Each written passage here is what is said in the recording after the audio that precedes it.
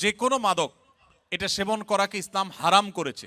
শুধু ইসলাম হারাম করেছে এই জন্যই আমরা খাবো না তা নয়, সেটা তো বটেই।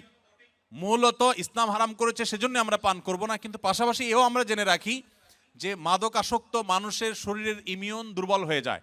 আপনারা দেখেছেন কোভিড-19 তুলনামূলকভাবে মুসলমান দেশগুলোতে দেখবেন যে মানুষ অনেক কম ক্ষতিগ্রস্ত হয়েছে। আমাদের দেশের কথা যদি বলেন, বাংলাদেশে মাস্ক 2 নম্বর না 3 নম্বর না 4 নম্বর আল্লাহ জানে, এ হলো সব 2 নম্বর জিনিসপত্র।